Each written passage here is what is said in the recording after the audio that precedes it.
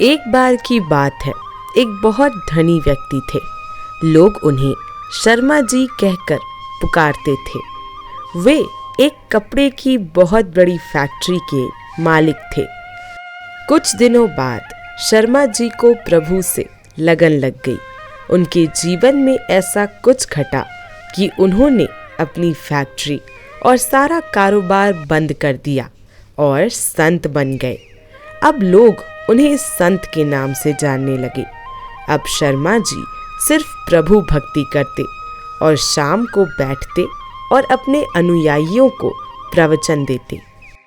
एक दिन शर्मा जी ने अपने अनुयायियों को अपने व्यवसाय से संत बनने की घटना सुनाई।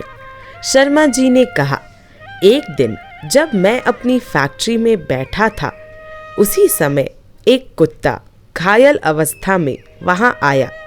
वो किसी गाड़ी से कुचल गया था, जिससे उसके 3 पैर टूट गए थे और वो सिर्फ एक पैर से घिसटते हुए फैक्ट्री तक आया था। मुझे बहुत तरस आया और मैंने सोचा कि इस कुत्ते को किसी जानवरों के अस्पताल ले जाऊं। मगर फिर अस्पताल के लिए तैयार होते समय मेरे दिमाग में एक बात आई और मैं रुक गया। मैंने सोचा कि अगर प्रभु हर किसी को खाना देता है तो मुझे अब ये देखना है कि इस कुत्ते को अब कैसे खाना मिलेगा। रात तक दूर बैठे मैं उसे देखता रहा और फिर अचानक मैंने देखा कि एक दूसरा कुत्ता फैक्ट्री के दरवाजे से नीचे घुसा और उसके मुंह में रोटी का एक टुकड़ा था।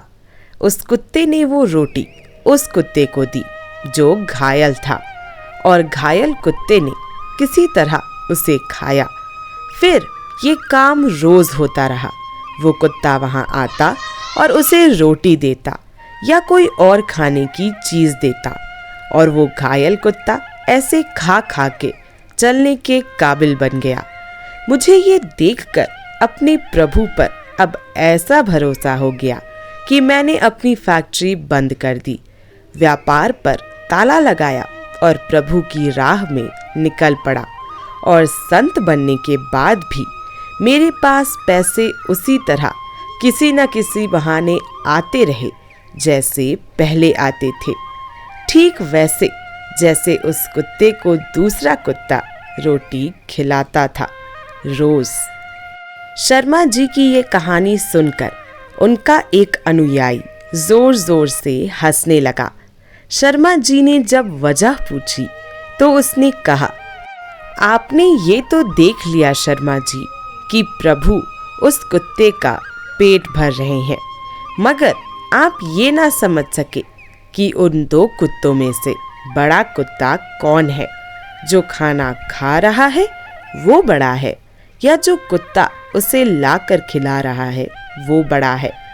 आप खाना खाने वाले घायल कुत्ते बन गए और अपना कारोबार बंद कर दिया, जबकि पहले आप खाना खिलाने वाले कुत्ते थे, क्योंकि आपकी फैक्ट्री से हजारों लोगों को खाना मिलता था।